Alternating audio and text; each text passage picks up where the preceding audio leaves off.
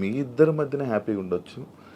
కానీ సొసైటీ కానీ లేకపోతే మిమ్మల్ని నమ్మి ఓట్లు వేయడానికి కానీ లేకపోతే ఎవరైతే జనాలు ఉన్నారో వాళ్ళ మాటలను మీరు పట్టించుకుంటారా? సొసైటీకి మా వల్ల వచ్చిన ఇబ్బంది ఏంటి నాకు అర్థం కాదు. అంటే మీరు ఏం చూపిద్దామని అనుకుంటున్నారు? ఏం చూపిద్దాం? ఒక హస్బెండ్ తో డిఫరెంట్ ఒక అమ్మాయి, ఒక వైఫ్ తో డిఫరెంట్ అబ్బాయి కలిసి ఇంకొక పెళ్లి చేసుకుంటున్నాం. దానికి ఇంకేం చూపించాలనుకుంటున్నారు ఎవరైనా? దీంట్లో ఏం చూపిద్దాం అని మీరు అనుకుంటున్నారు? ఎందుకు మీరు అందరికీ మీకు ఇది నెగిటివ్ కనిపిస్తోంది? నాకు నా హస్బెండ్ తో డిఫరెన్సెస్ ఉన్నాయి, ఇతనికి ఈమె వైఫ్ తో డిఫరెన్సెస్ ఉన్నాయి. సో మా ఇద్దరం కలిపి ఒకటే అయ్యాం. దానిలో తప్ప ఉంది. ఎంతమంది సెకండ్ మ్యారేజ్ చేసుకోవట్లేదు, 3-4 పెళ్లిళ్ళు చేసుకుంటున్నారు. మేము 2వ పెళ్లి చేసుకున్నాం. దీంట్లో ఎందుకు అంత చెప్పకుండా చేసుకుంటున్నారు? 3 పెళ్లిళ్ళు 4 పెళ్లిళ్ళు చేసుకుంటున్నారు. పెళ్లిలో ఒకనే ప్రెగ్నెంట్లు చేస్తున్నారు, పిల్లల్ని కనేస్తున్నారు, వదిలేస్తున్నారు, వీధిని పడేస్తున్నారు. మేము అవేమీ చేయలేదు. మేము మాకు డిఫరెన్సెస్ ఉన్నాయి, వీళ్ళకి డిఫరెన్స్ ఉన్నాయి. మా పబ్లిక్ చెప్పాం, మా ప్రజలకు చెప్పాం, మా ప్రజలకు చెప్పే మేము మొన్న ఎలక్షన్ చేసాం. ఎలక్షన్లో నేనే దగ్గరుండి చేశాను. వాళ్ళకి అన్ని నా గురించి తెలుసు. మా ఇద్దరిని దగ్గరుండి చేసాం. మా పిల్లల్ని చూసుకున్నాం. వీళ్ళ పిల్లలు పెళ్లి చేస్తారు, వీళ్ళ పిల్లలు సెటిల్మెంట్లు చదివించుకున్నాం. మేము గాలికి వదిలేదు కుటుంబాలకి. వీళ్ళ కుటుంబానికి ఆస్తి మొత్తం ఇచ్చేస్తున్నాడు, రోడ్డు మీదకి వచ్చారు. నేను నా తల్లిదండ్రుల ఆస్తితో నేను ఉన్నాను. నేను హస్బెండ్ నుంచి ఇంతవరకు నేను 1 రూపాయి కూడా నేను తీసుకోలేదు ఇంతవరకు. నేను నా పిల్లలు కానీ నాకు కానీ నా పేరెంట్స్ నాకు ఏమైతే నాకు ఆస్తి నాకు వచ్చిందో ఆ యాన్సిస్ట్రల్ ప్రాపర్టీస్ మాత్రమే నేను నాకుతో పెట్టుకున్నాను. మీ ఎవరికి మేము ఏం బాధ పట్టుకున్నా ఎవరికి ఎందుకు మేమేం దీనివల్ల ఎవరై సఫర్ అయ్యేది ఏముంది?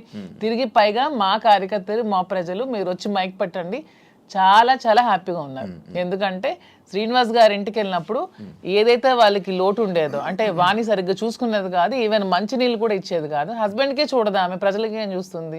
ఇప్పుడు అదేమీ లేదు. నేను ప్రతి ఒక్క కార్యకర్తకి బాగా చూసుకుంటానని వాళ్ళకి నమ్మకం కలిగి నా దగ్గర రావడం స్టార్ట్ చేశారు.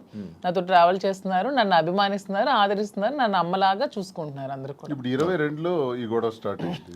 24లో నేను ఎమ్మెల్యే పోటీ చేశాను.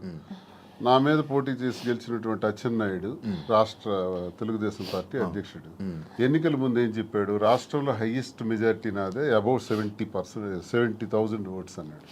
నిజానికి కూటమి ప్రభుత్వంలో ఎవడు నామినేషన్ వేసినా 40,000, 50,000, 60,000తో గెలిచారు.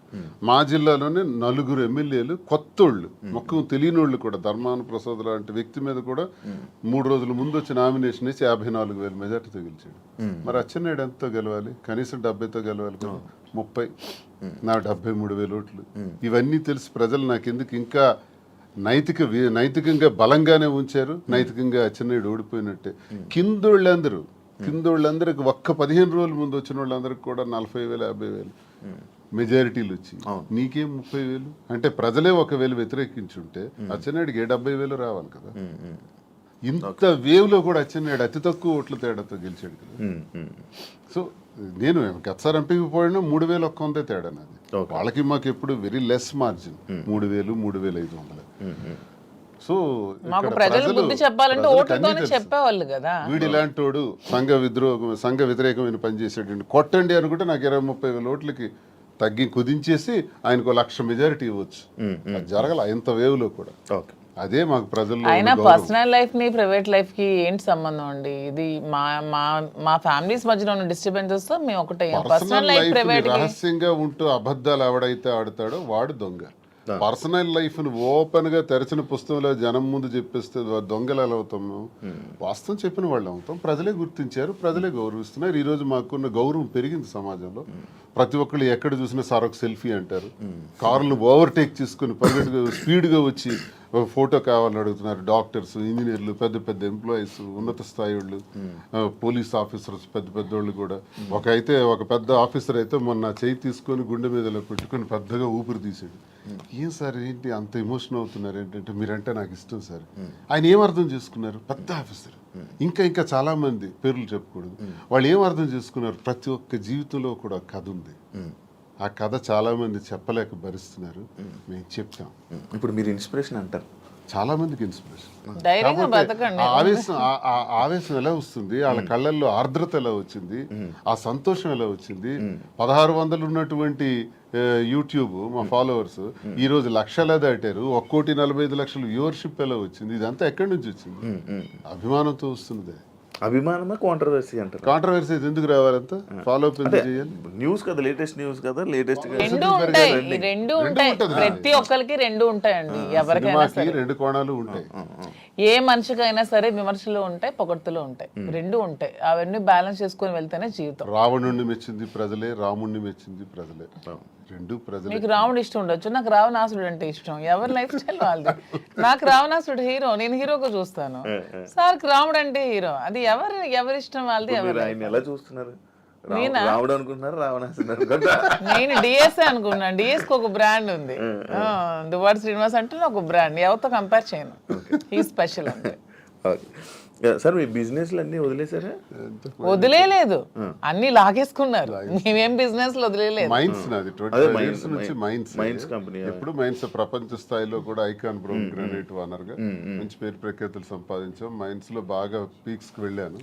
ఈ గవర్నమెంట్స్ లో గవర్నమెంట్ ఉంటే ఒకలాగా, లేకపోతే రిజల్ట్ రోజు ఈవినింగ్ లాగేసుకున్నాను. 4వ తారీఖు ఎన్నికల ఫలితాలు వచ్చాయంటే ఆ సాయంత్రం కల్లా నా మైన్ ఒక్క సందని కొట్టి పంపించేశారు. ఈ రోజు వరకు పర్మిట్స్ ఇవ్వట్లా. 61 కోట్ల లాస్ సడన్ గా గవర్నమెంట్ రావటం వల్ల కూటమి ప్రభుత్వంలో అచ్చెన్నాయుడు వీళ్ళు టార్గెట్ పెట్టారు. సరే ఇవన్నీ చేస్తుంటారు వాళ్ళు, భరిస్తారు. శ్రీను గారు అంత మైనింగ్ కంపెనీలు అలాంటి పెద్ద పెద్ద బిజినెస్లు చేసిన మీరు రీసెంట్గా చీరలు బిజినెస్లోకి తీసుకొచ్చేసారని చెప్పి కామెంట్స్ తీసుకొచ్చి కామెంట్స్. దానికి బిజినెస్, సారీస్ బిజినెస్ కాదా? ఏదైనా బిజినెస్ ఏనండి. దానిలో కామెంట్ చేయడానికి ఏముంది? ఇప్పుడు శ్రీనివాస్ గారు ఎప్పుడు మైన్స్ బిజినెస్, తను ఫస్ట్ నుంచి కూడా. పర్లాకిముడిలో వరల్డ్ ఫేమస్ మెటీరియల్ తను అక్కడ ఉంది. పర్లాకిముడిలో తను క్వారీ చేశారు. ఆ క్వారీని కూడా ఇలా లిటిగేషన్స్ పెట్టి కేసులు పెట్టేసి ఇతను ఓడిపోగానే వాళ్ళ పార్టీ రాగానే టీడీపీ హయాంలో క్లోజ్ చేసేసారు. దాన్ని నిలదక్కుని పాపం మళ్ళీ కొత్తగా టెక్కల్లో స్టార్ట్ చేశారు. దాన్ని కూడా మొన్న రిజల్ట్ రోజు ఈవినింగే మొత్తం కూల్ చేశారు. కోర్టులో కాంట్రాక్ట్స్ వర్క్స్ చేశాం మేమిద్దరం, దాన్ని ఆపేశారు. సో ఇంకేం చేయాలి? నాకు ముందు నుంచి కూడా ఈ శారీస్ విషయంలో నాకు ఒక ప్యాషన్ ఉంది. నాకు ఒక ఫ్యాషన్ మీద ఒక ప్యాషన్తో, ఇంట్రెస్ట్తో నాకు ఈ శారీ స్టోర్ పెట్టాలని ఎప్పటి నుంచో ఆలోచన ఉంది. దట్టు ఈ శారీస్ బిజినెస్ ఏంటి, పాలిటిక్స్కి సంబంధం లేకుండా ఉండే బిజినెస్, పీపుల్కి మాకు, పబ్లిక్కి మాకు రిలేటెడ్గా ఉండే బిజినెస్ అనేది ఈ శారీస్ బిజినెస్. ఎందుకంటే మేము పబ్లిక్ ఎంత ఫెయిర్గా ఉంటే వాళ్ళు నచ్చితే మా దగ్గరికి వస్తారు, కొనుక్కుంటారు, వెళ్తారు. సో దీనిలో పొలిటికల్ ఇంటర్ఫీరెన్స్ అంటూ ఏమీ ఉండదు. సో అందుకని నేను శ్రీనివాస్ గారికి ఇంతవరకు మనం మైండ్స్ ఇవన్నీ చేసాం, చేసి ఎప్పుడు కోల్పోతూనే ఉన్నాం, ఎప్పుడు కూడా నిలదొక్కుకోలేదు. ఈ 4 years లో కూడా 30-40 crores వరకు పెట్టాం, లాస్ అయిపోయాం. మళ్ళీ ఇదే స్టార్ట్ చేసాం. మళ్ళీ నెక్స్ట్ టైం పార్టీ వస్తుందో రాదో, మళ్ళీ ఏమవుతుంది, పొలిటికల్గా ఇబ్బంది పడుతున్నాం. కాబట్టి ఇదన్నిటికీ డిఫరెంట్గా మనం తెలంగాణ అంటే ముందు నుంచి శ్రీనివాస్ గారికి నాకు హైదరాబాద్ మా ఫేవరెట్ ప్లేస్, మా ఇద్దరికి కూడా. హైదరాబాద్ ప్రజలు కూడా చాలా మంచి మనసున్న మనుషులు, ఎవరు వచ్చినా ఆదరిస్తారు. బ్రతకడానికి బ్రతుకు తెరువునిస్తుంది హైదరాబాద్. అదొక చాలా పెద్ద ప్రపంచం హైదరాబాద్ అనేది, చాలా మందికి లైఫ్ని ఇస్తుంది. సో ఈ ప్లేస్ని మనం చూస్ చేసుకుందాం. వెన్ కంపేర్ టు నాకున్న ఫ్యాన్ ఫాలోయింగ్లో ఒక 10% ఆంధ్రాలో ఉంటే 90% నాకు హైదరాబాద్లోనే ఉన్నారు. అంత మంచిగా నన్ను ఆదరిస్తున్నారు. సో మనం ఫస్ట్ బిజినెస్ హైదరాబాద్లో స్టార్ట్ చేద్దాం. నాకు ఇంట్రెస్ట్ ఉంది, మీరు కొంచెం సపోర్ట్ చేయండి. అపార్ట్ ఫ్రమ్ యువర్ పాలిటిక్స్ నా కోసం ఒక 10% టైం మీరు కేటాయించి బ్యాక్ ఎండ్లో ఉంటూ నాకు సపోర్ట్ చేయండి అని చెప్పాను. చెప్పగానే శ్రీనివాస్ గారు కూడా దీనికోసం మేము 5-6 months నుంచి దీని మీద మేము వర్కౌట్ చేసాం. కొన్ని షాప్స్కి తిరిగాం. వీవర్స్ ప్రైస్ కంటే కూడా వీళ్ళు ఎక్కువ ప్రైస్కి అమ్ముతున్నారు షాప్స్, రిటైలర్స్. అవన్నీ బ్రేక్ డౌన్ చేసి పబ్లిక్కి మనకు గుడ్ రిలేషన్షిప్లా ఉండాలనే ఆలోచనతో డైరెక్ట్గా వీవర్స్ దగ్గరికి వెళ్ళి మాట్లాడి మేమే మగ్గాలు అవి ఏర్పాటు చేసుకొని మేమే మెటీరియల్ ఇస్తూ వీవర్స్ని కూడా బ్రతికిద్దామనే ఆలోచనతో వాళ్ళతో శారీస్ మేమే దగ్గరుండి వీవింగ్ చేయించుకొని ఆ ఓవెన్ శారీస్ని పెట్టి మేము శారీ స్టోర్ పెట్టి ఓపెన్ చేసి ప్రజలందరికీ కూడా క్వాలిటీతో అండ్ తక్కువ ప్రైస్లో ఇద్దామని నిర్ణయించుకొని ఈ శారీ స్టోర్ అనేది ఓపెన్ చేస్తున్నాం. ఫస్ట్ బ్రాంచ్ మదీనాగూడలో స్టార్ట్ చేస్తున్నాం. విత్ ఇన్ 3 months జూబ్లీ హిల్స్లో స్టార్ట్ చేస్తాం. విత్ ఇన్ ఇంకొంచెం రోజుల్లో ఇంకొక 4-5 బ్రాంచెస్ కూడా ఎస్టాబ్లిష్ చేయాలన్న ఆలోచనతోనే ఉన్నాం. అంతేగాని శారీస్ బిజినెస్ అనేది తక్కువగా చూడండి, చూడడానికి కాదు. అంటే ఒక మంచి గ్రేట్ లీడర్ శ్రీకాకుళంలో, మంచి దువ్వాడ శ్రీను గారు అంటే మంచి నేమ్ ఉంది. అంత లీడర్లా ఉండేవాళ్ళు. ఆయన నోట్లో నుంచి ఎప్పుడు లైక్ జనాల దగ్గరికి వెళ్ళి అవి ఇవి వినేవాడు. కాకపోతే మైనింగ్ కంపెనీ బిజినెస్ చేసేవారు, ఒక మంచి బిజినెస్ మ్యాన్ అనుకునేవాళ్ళం. కానీ అలాంటి ఆయనతో నోట్లో నుంచి మేము ఇలా శారీ బిజినెస్ చేయబోతున్నాం నా కోసం ఇలా చెప్తుంటుంటే ఎలా ఉండే ఆయన్ని ఎలా చేశారు ఎలా ఉండే ఆయన ఎలా చేయడం. బిజినెస్ అనేది ఏదైనా బిజినెస్, అది ఏదైనా చిన్న ప్రొడక్ట్ అయినా పెద్ద ప్రొడక్ట్ అయినా బిజినెస్ అనేది బిజినెస్ కింద క్యాలిక్యులేట్ చేయాలి. అది చీర జాకెట్టా లేకపోతే ఇంకేంటా అని చూడకూడదు. బిజినెస్ నాకు దీంట్లో ఇంట్రెస్ట్ ఉంది, ఇంతవరకు మైండ్స్ లో అతనికి ఇంట్రెస్ట్ ఉంది, మైండ్స్ వల్ల కోల్పోయాం. సో నా ఇంట్రెస్ట్ ఒకసారి వచ్చి చూడండి, చేద్దాం. మీకు తనకి ప్రజలే ఇష్టం, తనకి ప్రజాజీవితం ఇష్టం, ఇది కూడా ప్రజలకు లింకప్ అయ్యేది. మా కింద ఒక 100 మంది పనిచేస్తారు, మా ప్రజా సంబంధాలు ఇంకొంచెం బాగుంటాయి, ఇంకొంచెం మనకి పీపుల్ తో బాండింగ్ పెరుగుతుంది. వాళ్ళు కూడా మనం తక్కువ ప్రైస్ కి ఇస్తే ఓకే, శ్రీనివాస్ గారు మాజీ దగ్గరికి వస్తే మనకు తక్కువ ప్రైస్ కి శారీ వస్తుందని గుడ్ విల్ మనకు వస్తే చాలు, కోట్లు సంపాదించాల్సిన అవసరం లేదనే ఉద్దేశంతో శారీ స్టోర్ ఓపెన్ చేస్తాం. ఓకే, అంటే ఈ బిజినెస్కి దువ్వాడ గారు 3-4 కోట్లు ఎంతో ఇచ్చారు, ఆయన డబ్బులు ఇచ్చి ఈ బిజినెస్ కోసం శ్రీనివాస్ గారు ఎవరేమనుకున్నా నాకు అనవసరం. శ్రీనివాస్ గారు అన్ని ఆస్తులు వానికి రాసిచ్చేసి వచ్చేసారు. With empty hands he came out. అక్కడి నుంచి మా లైఫ్ని మళ్ళీ మేము ప్రారంభించుకున్నాం. దీనికోసం మా పేరెంట్స్ ఇచ్చిన ప్రాపర్టీస్ మాత్రమే నేను సేల్ చేసి బిజినెస్లో పెడుతున్నాను. అలానే నాది వేరు శ్రీనివాస్ గారు వేరని మాకు లేదు. మీరు అడిగిన క్వశ్చన్కి ఆన్సర్ చెప్పాం. మా ఇద్దరు తన దగ్గర ఎన్ని కోట్లున్నా నాకు ఇస్తారు. ప్రెసెంట్ లేవు, లాగేసుకున్నారు అందరూ, ఉంటే నాకు ఇస్తారు ఖచ్చితంగా. సో నా దగ్గర ఉన్న ప్రతిదీ అతనిదే. మా ఇద్దరి మధ్యలో నీది నాది అనే తేడా లేదు. అయినా మా ఇద్దరు ఇప్పుడు మొగుడు పల్లాలి. మా ఇద్దరు నాదైనా ఒకటి అతనిదైనా ఒకటి, ఎవరికి సంబంధం లేదు. ఎవరు డబ్బులు పెడితే మీకేంటి ప్రాబ్లం? మీ బిజినెస్ చేస్తున్నావా, మంచి ప్రొడక్ట్ అందిస్తున్నావా అనేది మీరు చూడండి. డబ్బు గురించి ఆయనకి దగ్గర అయ్యారని కూడా టాక్. అది ఫేక్ అదే చెప్తున్నాను కదా. మీరు కావాలంటే అన్ని మొత్తం డాక్యుమెంట్స్ అవన్నీ వెనక్కి తీసుకోండి, ఆస్తులన్నీ రాసిచ్చి తను చెప్తున్నాను 0 బ్యాంక్ బ్యాలెన్స్ తో వచ్చారు నా దగ్గరికి. అందుకే నేను అంటున్నాను, మా బంధం మీరు ఎన్ని కామెంట్ చేసుకున్నా మాది 100% ప్యూర్ లవ్. ఎందుకంటే నేను అతని నుంచి ఏది ఆశించలేదు, 1 రూపాయి ఆశించలేదు. అతను పదవిలో లేరు, నేను పదవిని ఆశించడానికి, అతను డబ్బులు లేవు, డబ్బు ఆశించడానికి. ఏమి ఆశించుకున్నా 100% అతని మనసు, అతని వ్యక్తిత్వం, అతని హానెస్టీ, అతని హంబుల్నెస్ ఇవే చూసి నేను ఇష్టపడ్డాను. దాంతోనే ఇప్పుడు కలిసి ఉన్నాం.